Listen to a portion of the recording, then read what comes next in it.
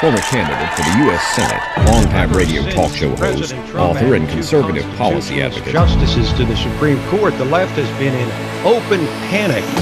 Liberty Nation with Tim Donner. Democratic presidential hopefuls were full of sound and fury, but what did it signify? Welcome back into Liberty Nation Radio, a production of LibertyNation.com and heard from coast to coast on the Radio America Network.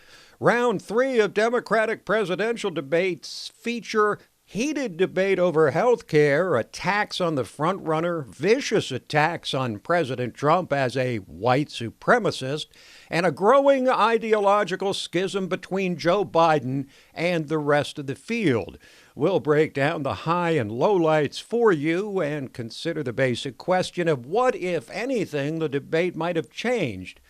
And with climate change hysteria again on display on the debate stage, we'll bring on our go-to guy on all things environmental, Pat Michaels, to examine the left's claims that the planet is in a death spiral. LibertyNation.com editor-in-chief Leesa K. Donner joins us to discuss bold attempts by the dying newspaper business to stay afloat and the question of whether we should take extraordinary measures to keep newspapers alive. Plus, LibertyNation.com legal affairs editor Scott Cosenza jumps on board for Talkin Liberty. Say what? Say what? Say what? One more time. We commence the proceedings with our signature segment, Say What, where we roll out an assembly line of wacky, astonishing, damnable, and ultimately revealing things uttered by politicians in the chattering class. As sure as summer turns to fall, so do presidential primary debates eventually transform from polite discussion of issues to carefully planned offensives on their chosen targets, whether they be their brothers or sisters on stage or the incumbent president, especially the incumbent president. You've spent the last 2.5 years full-time trying to sow hate and division among us. We have a white supremacist in the White House. And he is treating our farmers and our workers like poker chips in one of his bankrupt casinos. And now, President Trump, you can go back to watching Fox News.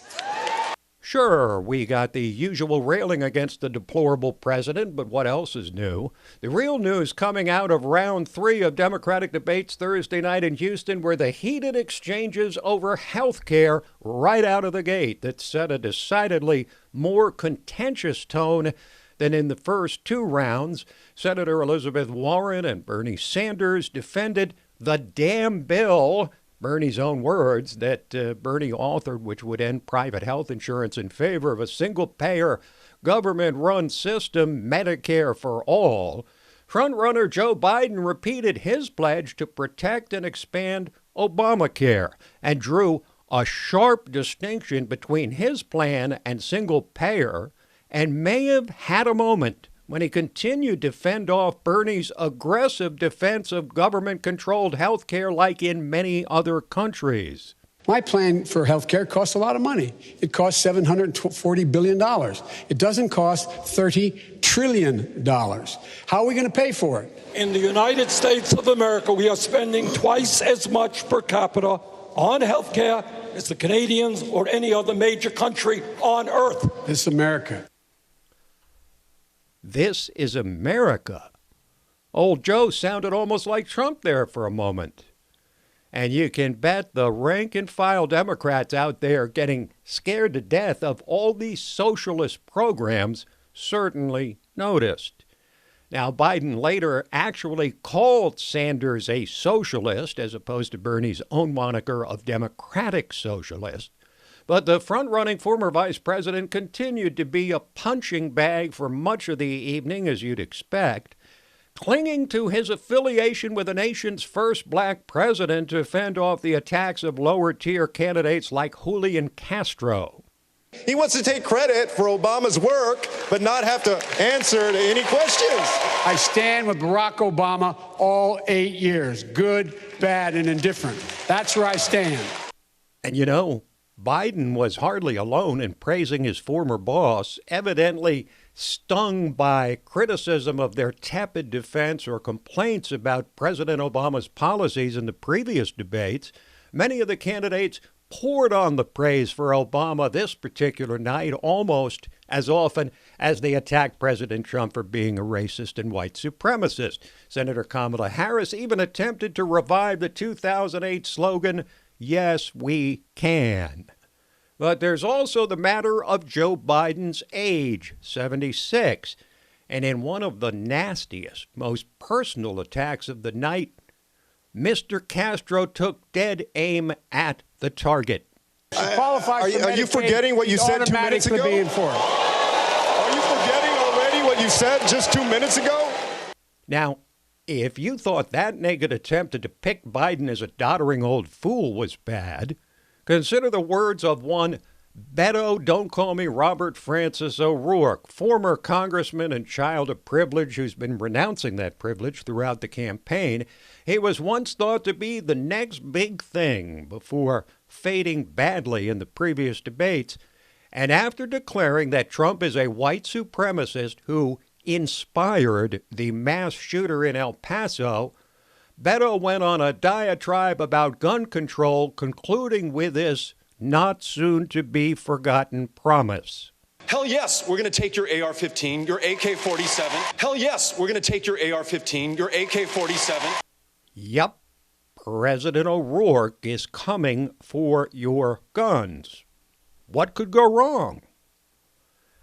There were very few memorable new ideas put forward in this third debate, but you got to hand it to Andrew Yang, the tech entrepreneur who proposes to give every American over $1,000 a month in what he calls a freedom dividend. And Yang said he's putting his money where his mouth is right now. My campaign will now give a freedom dividend of $1,000 a month for an entire year to 10 American families. So Yang can get another burst of publicity in a year when the results of his experiment come back. Pretty clever. So what's the upshot of this third debate? Biden often smiled at the wrong time and, as is his wont, stumbled frequently, but seemingly without much consequence. He continues to stand by himself in this field as the lone non-progressive, hard as he tries to sound like one at times.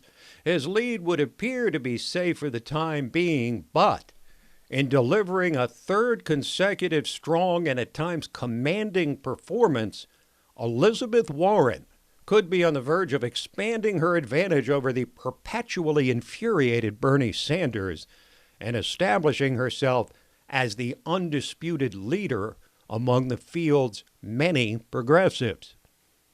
And if you missed the show, worry not. There's 9 more debates scheduled before the Democratic nomination is settled. And one more clip for you, and it's serious food for thought. A statement by the respected veteran congressman and third-ranking Democrat in the House, James Clyburn, decrying the many in his party looking to tear things down instead of building them up. And then listen to how he concludes. But I do not agree with pulling things up by the root. You go and try to build upon what you've done. You know what? I really believe sincerely the climate that we're in today, if the Bill of Rights, the first 10 amendments of the United States Constitution, were put before the public today, I'm not too sure that we will hold on to the Bill of Rights. I want you to ponder that question as you go about your lives this week. If the Bill of Rights was up for a vote today, would it actually pass? This is a question we have to ask circa 2019. Quick break, and then we're back to discuss whether it's worth extraordinary measures to resuscitate the dying newspaper business. Panic. Liberty Nation with Tim Donner. The New York Times, Washington Post, Chicago Tribune, your local newspaper, these have for well over a century been a central part of American culture. Did you see the front page of the paper today? What did the paper say about the presidential debate last night or the game last night? And what page is the crossword puzzle on? But in an age where digital media is king, newspapers, print editions are gasping for air, increasingly on life support, needing the subsidies of the digital side of their operations to carry on. So, is it worth extraordinary measures to save our dying print newspapers? Or should they be allowed to go the way of the horse and buggy when the automobile was introduced? Joining us to consider this question is the editor-in-chief of LibertyNation.com and author of a truly thought-provoking piece on LN this week entitled, Hat in Hand, the Boys on the Bus Are Begging for a Government Handout. And oh yeah, she's also my better half.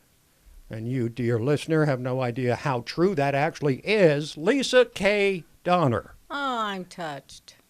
Yes, I can see that all over your face. Now, I love the opening line of your story about the newspaper business. If you can't beat them and you can't join them, then by all means, regulate them. Explain what that means regarding the newspaper business. Well, the title is a little misleading. They're not exactly asking for a government bailout. They're really asking for some government regulation. That's really what newspapers are looking for. Basically, there is a coalition that's come together. They've met with legislators. They're trying to even the playing field a little bit. According to the Pew Research Center, in 2018, weekday print circulation, this is just print, decreased 12%, and the Sunday print circulation decreased 13%. So the digital world is hitting newspapers hard. What do you think we're talking about in terms of a time frame? I mean, I think everybody thinks that newspapers are dying. It's a matter of time. Is it a 5-year frame, a 10-year frame? Will we have just the legacy papers like the New York Times, Washington Post, and others? When will we no longer see a newspaper available for purchase? Well, I do think there is room for them to maneuver, and they have maneuvered over into the digital world. Many of them get a ton of hits on digital media. The problem is that so much of their hard-earned work, and I know this as editor-in-chief of LibertyNation.com, other people monetize your work. So, for instance, we don't carry ads currently on our site, but other people carry our articles and they carry ads. So they're essentially monetizing our work. Yes. And so really what the newspapers are saying, that they have a case to make. Well, they do. And you've been in the media most of your adult life. You've been a reporter, an anchor, a producer, an executive producer, executive in your own video production company, you and me. And we've relied on newspapers for enjoyment and also to provide the details on stories that we're interested in and cover. But now, with the role of digital media, newspapers on a virtual death watch as they fade into obscurity and are overtaken by technology, really. Are newspapers worth saving because of their historic or intrinsic value? Or are they dinosaurs that should not be saved, much like your old Windows 8 computer when Windows 10 came along? Well, I don't think it's an either or. I think it's an and I do think they can move into, and they are moving into the digital world without a doubt. But here's another reason for them to dislike President Trump. It's the soaring cost of newsprint. According to the Chicago Tribune, the price of paper driven by federal tariffs imposed by the Trump administration on Canadian suppliers is slamming newspapers at a time when the industry is already hurting. So they're kind of getting it from both ends. Is that a legitimate criticism of the president? Probably. I think that there are some hard times ahead with tariffs because nothing's been done for such a long time. And sometimes we just have to suck it up and, to bring other people to the table like he's doing with China and whatnot. There does seem to be some validity to the assertion that tech giants like Google profiting handsomely off the work of newspapers. They pay nothing for it, and they reap untold billions in profits from the hard work and huge expenditures of newspapers. that they should have to pay for the privilege, just like you and I have to pay to download a song that an artist has spent millions to produce. On the other hand, newspapers charging Google for use of their content could take us down a pretty slippery slope and will certainly result in higher prices for consumers or endless ads carpet bombing your computer even more than now. Which of those arguments is more convincing, do you think? Well, let me just say this, that the platforms, the digital platforms, Google, Facebook, etc., they are using headlines, they are using articles, they are using excerpts. For instance, we had one organization who said they would print an excerpt for us because they were a bigger digital organization, and that would give us some advertising on their site. The problem was that their excerpt was 650 words out of a 720-word article. That is not an excerpt. No, it is not. And I sort of feel for the papers. My point in the article really isn't that they're wrong. My point in the article is that I don't think it's going to work. Neither do I. Of course, we're in the digital media business, you and I, with LibertyNation.com. But if we stop and look at the broader view, I mean, newspapers are remarkable things. As you think about all that goes into creating a newspaper, which covers the entire world every single day, do you find it as remarkable as me? Well, I know your father finds it remarkable. He's been doing the New York Times crossword puzzle every Sunday. And he still continues to read the New York Times, even though he rails on a daily or hourly basis about its palpable left-wing bias. Thanks for joining us, Leesa. Thank you, Tim. That is Leesa K. Donner, editor-in-chief of LibertyNation.com. We'll break away for a moment, then come back to examine the claims of the end-of-the-world crowd that the planet Earth is in a death spiral. Where can you find honest political commentary?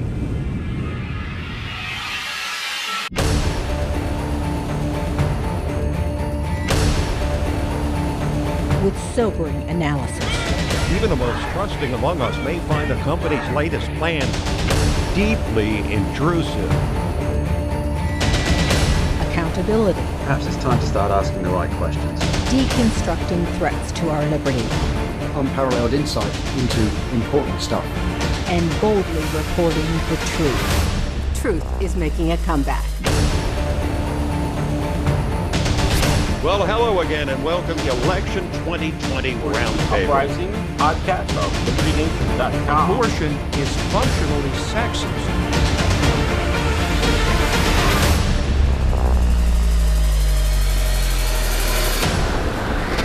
From my cold, dead hand. Subscribe to the LibertyNation.com YouTube channel, where facts matter.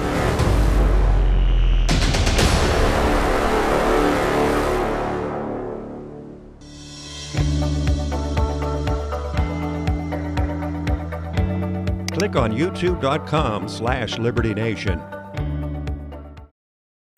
Liberty Nation with Tim Donner. Existential threat, the eve of destruction, Armageddon, the end of the world as we know it. Watching that Democratic orgy of climate change alarmism, climate catastrophe on CNN last week was enough to make you want to just end it all. So we bring in the man we usually turn to when this climate change hysteria gets particularly out of hand.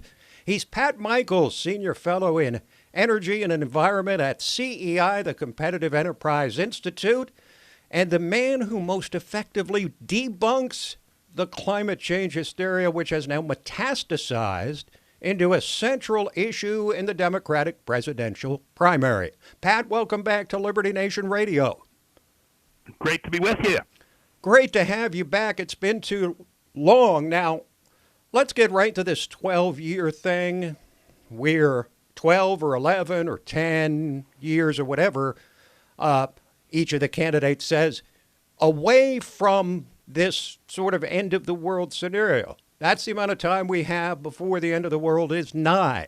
On what basis do they make this claim, this 10, 11, 12-year thing, and how valid is it? It's an exaggeration of a claim made by the United Nations that if the nations on Earth, this was made in 2018, did not be on a path to substantially reduce emissions and to go to zero emissions by the year 2030, that it would be impossible to avoid a very negative impact from climate change. Now, they didn't quite exactly say that, but somehow the 12 years between 2018 and 2030 was conflated into saying that the world's going to end. We're going to go into climate apocalypse in 12 years unless we do something. No, that's a real exaggeration of what that was all about. Well, now here's something I completely don't understand in what environmental activists claim. They say that this climate crisis will produce all manner of catastrophes, including both floods and droughts. Now, I don't understand how you can say both droughts and floods would result from the meltdown of the global climate. Can you explain that to us? Well, it's kind of difficult because, you see, as noted by the famous philosopher of science, Karl Popper, if a theory explains everything, then it explains nothing because it can't be tested. And there's a very strong aspect of that in much of the rhetoric on climate change. Every time there's a hurricane, every time there's a tornado, every weather event, right, somebody gets online and says, this was caused by climate change. Well, you can't have it that way. And in reality, the changes that we see are really subtle. For example, about hurricanes. There have been model projections that hurricane rainfall rates might increase some. But according to those projections, the signal of that is not likely to emerge out of the noise in the data until somewhere around the year 2080. And, when you start talking about things that far in the future and trying to plan for things that far in the future, you may actually be doing a disservice by spending money now on futile attempts to stop things you can't. Now, we have enough trouble trying to predict the weather next week, but oops, I forgot weather and climate are different, and we'll get to that. But here's another thing, Pat, that we get lectured on by the environmental extremists, especially when we ask why, for example, we got record low temperatures across the Midwest last winter down to like minus 30 degrees when we're in the midst of a global warming crisis. And that is, you don't understand. There's a difference between climate and weather. So, Pat, what is the difference? Well, generally, weather events are just that. Events that last a few days or so, individual storms, etc. Climate is the summation of all those events over time. Obviously, climate is very multidimensional, and that's why you just can't take an individual weather event and attribute it to climate change. Now, I'm trying to figure out with this Green New Deal business how basically shredding the entire American economy and starting all over again with the Green New Deal, and let's call it what it really is, a fantastical, all-encompassing socialist manifesto, when there are approximately 190 or so other countries in the world who will not live by the same standards. How's that going to save the planet? I mean, if we did the whole Green New Deal, the whole thing that the Squad and most of the Democratic presidential candidates are demanding, would it actually make any difference if we're the only country out of almost 200 in the world that's doing this? And conversely, what difference would it make if every country on the planet did do a Green New Deal? Well, let's try the first one. Let's say that we cut our emissions to zero today, and we don't emit another molecule of carbon dioxide from the United States all the way to the year 2100. The Obama administration had a model to project the climate effects of various policy options. And you can run that model under those circumstances. In other words, our emissions go to zero today, and they stay there till the year 2100. Using the climate models that the Obama administration was very fond of, it turns out that zeroing our emissions to the year 2100 would reduce global warming by about 1/1400ths of a degree Celsius. Okay, there you go. 1/1400ths of a degree. There you go. Now, you can't measure that because from year to year, the year-to-year variability in annual surface temperature is about 1100ths of a degree Celsius. So how are you going to find the 1/1400ths of a degree signal when the noise of the data is very close to 1/1400ths? Now, let's turn the question around, Pat. Are there any benefits to a planet that's warming as opposed to cooling or stable? Well, that's a question that has been turned around in the economic literature for quite some time. And my understanding of all this is that a modest warming is a net benefit, according to these economic models, up to about 2 degrees Celsius or so. That's because we can see some of the things we're doing already via satellite data. The planet is much greener than it was when we started measuring planetary greenness in the late 1970s from satellite.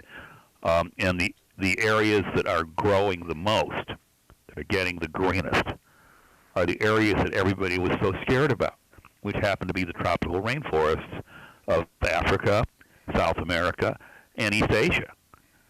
So that's good news. This was all initially written up in a paper by Zhu et al. That appeared in Nature magazine in 2016. And they found that almost 80% of the global greening was a result of the direct fertilization effect of carbon dioxide that we're putting in the air. Another small percent was nitrogen deposition. That also comes from stuff that we put in the air via agriculture and land use change. And it turns out that human activity is responsible for around 90% of the observed planetary greening. That is Pat Michaels, Senior Fellow in Energy and Environment at the Competitive Enterprise Institute, and he'll address several other catastrophic claims by environmental activists when we conclude our discussion with him next week. Meantime, quick break, and then we're back with Talkin Liberty. Liberty Nation with Tim Donner. And now we have reached the portion of Liberty Nation Radio which we entitle Talkin Liberty, which is, of course, self-explanatory, as is the brilliance of our regular contributor, LibertyNation.com legal affairs editor, constitutional lawyer, Scott Cosenza. Hello, Scott. Hello, Tim. Okay, let's jump right in. Great stories this week. Not always great for liberty, but interesting stories that you don't get almost anywhere else, such as the FBI's infamous list of known terrorists being ruled unconstitutional. Well, it was a big victory week, the September 11th anniversary week for the Council on American Islamic Relations, Tim, who were behind this lawsuit. They sponsored it on behalf of 23 American citizens, all Muslims, who were on the FBI terror screening watch list of known terrorists, which grew to over 1 million people since it was first started after the September 11 attacks. And the thing about it, Tim, is how do you get on that list? Well, we're not quite sure what the criteria are to add somebody to the list. How do you get off that list? Well, we're not quite sure how do you get off that list. So if you're an American citizen who's been placed on that list, Tim, you can't fly like a normal person. You can't conduct your life like a normal person. And the judge here says, an individual's placement on the database does not require any evidence that the person engaged in criminal activity, committed a crime, or will commit one in the future. So it's basically a damning indictment about an American where they have no due process rights at all. what constitutes a known terrorist? What's the definition, the FBI definition, the federal government's definition of a known terrorist? Well, you can never get that out of them, right? Like, how exactly does a person come to be placed on the list? And the truth is, there are people who are authorized to place people's names on this list, and they do so. And that's part of the reason why they have to remove it, Tim, is because of this sort of lack of any kind of due process or rigorous vetting. Well, now, this all comes at the same time that we're talking about passing red flag laws, which would basically target people without evidence or without clear, hard evidence that they would be stripped of the right to own a gun. When they're estranged lovers and spouses call and complain on them. That's the evidence that's required with a red flag law. So there is some evidence. I would call it biased and tainted, most likely, and that's why we need robust due process rights to be enforced. So if you're making the case that we're going from retreating from one area where there's a lack of due process and engaging in another, I would have to agree with that wholeheartedly. Now, I'm interested in your take on this next story. California temporarily banning face recognition technology on police body cams, something that you and I have long supported. There's an interesting component to the law that kind of adds a wrinkle. They're also banned from using facial recognition after the fact. So it's not like you or I might think, perhaps, it's not a good idea to have police walking down the street and them scanning every face that they come in contact with, like, that's a criminal, that's not. Look out, because, of course, it's going to lead to a lot of false positives and the sort of surveillance nation. But what's an interesting component is they're also not allowed to use the facial recognition technology later on. So, meaning like it's a week later. Oh, did I, and there's a hot sheet out for a suspect that maybe robbed a bank, and the cop says, did I run into him at the convenience store last week? He looks familiar. Well, they can't go ahead and try to match that up in a computer fashion. So there is an impediment to law enforcement that I think the public may actually want here, but to the extent that they're protecting privacy, this is a 3-year ban on the use of this technology. And I think it's a good idea generally for governments to not let the police decide for themselves how they will implement technology to those of us who are the policed. It's a good idea for our leaders to decide, the elected leadership. And so for that alone, I think it's a positive development. Now, California has just approved statewide rent control, which sounds like something which would benefit the poor and maybe does benefit the poorest of the poor, but also targets the middle class because rent control traditionally, which sets a ceiling on the rent of certain places, then tends to jack up the prices elsewhere, often to an extreme measure. I think that the only people you could say it benefits is the poorest of the poor who are already in a decent place to live. That's about it. Because for the rest of the poor, what it does is tighten up supply massively. Why would you build a new apartment complex? You know how expensive it is to develop a new apartment complex in the state of California today with just the current, in other words, yesterday, right? Well, they do it out of the goodness of their heart. You're right, right. And so to add to that burden is to say we don't want more inventory on the market. And of course, that's part of the massive problem that they have in California is that the laws are so restrictive on development that new inventory can't come to market. So you combine that along with the generous social welfare benefits and the pleasant weather, meaning if you're going to be, if you have a choice on where to be homeless in America, you wouldn't want to choose, Wisconsin because of the winter, right? You'd want to go to California. So those are the things that add up. And I think it's just the wrong signaling. You talk about often too, one-step thinking. The rent is too high. Well, we'll just pass a law to make it. They can't go any higher. They can't raise the rent. No consequences from that. As a New Yorker, that's probably the city that has the most rent-controlled properties. Indeed. I think what we know it results in is dilapidated structures and a further repression of freedom in the marketplace. People, they don't move like they would or should. You don't take that job across, chance in another town because you're going to give up this rent-controlled property. It chains you to it. And we've known this for years. I mean, we have decades of experience with rent control, and we know that what you just said is exactly what happens in virtually every instance that you put rent control broadly into an urban area. Now, let's talk Supreme Court for a moment. They have allowed nationwide enforcement of the Trump asylum rules, something the president predicted they would do after the Ninth Circuit predictably would strike it down. So there's a bit of a back and forth on this. I'll try to make it as quick as I can. The administration enacted a rule that basically said if you want to apply for asylum, you have to do so in the they expect asylum applicants to act like asylum applicants rather than migrants. And what that means is if you're in the southern part of Central America, the first safe place you get to is where you would apply for asylum. That is Mexico, legally speaking, not to pick the ultimate destination of your preference, right? If you're fleeing a fire, you just go into whoever arms is closest, right? And that's a critical distinction. Yeah. So the administration wanted to change those rules so those people would not be applying for asylum at our southern border. They did so. A judge issued a nationwide injunction against it. That ruling was appealed to the Ninth Circuit. The Ninth Circuit then said, well, it's a okay ruling for the Ninth Circuit, but we're not going to apply it nationwide. So in California's and Arizona's border that are in the Ninth Circuit, the injunction would apply, but not the entirety of the United States. The administration appealed that ruling to the Supreme Court.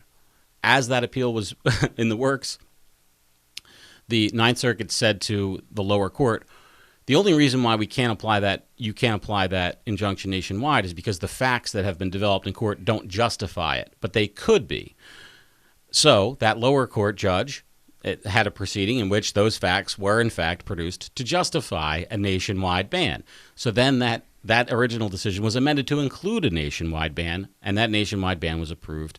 The Supreme Court said... Say that 3 times fast. Okay, then it's in the Supreme Court, and the Supreme Court says... in a 7-2 ruling, Justice Sotomayor dissented from the ruling and wrote a dissent, and Justice Ginsburg signed on to her dissent. But all the other justices said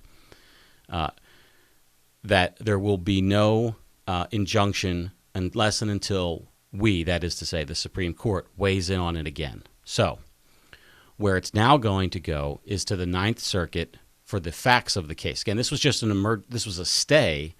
Okay, and then an emergency application for the state. In fact, so it's going to be a while before there's some movement on this case. But for the meantime, that's the current state of the law, and it will be unless and until the Supreme Court itself decides that it won't. So in this issue, just like it has happened with other issues, I think we've talked about it before, a district court judge won't be able to make national law based on their understanding of a disagreement with administration principles. Another one of these things that seems so obvious that one obscure judge can affect the fate of the entire nation, but once again, the Supreme Court has to clarify. And something that happens a lot now in the Trump administration, and we didn't see this before. Indeed. Thank you, Scott. Thanks, Tim. This program, Liberty Nation Radio and LibertyNation.com's own podcast, The Uprising, hosted by Scott, and The Rabbit Hole, Politics and Prose, where past is prologue, all available to you on demand at LibertyNation.com and from fine podcast providers everywhere. So that is it for this week, but we'll be back at you next week, same time, same station. Till then, this is Tim Donner saying stand up for liberty. And we'll see you next time on Liberty Nation Radio.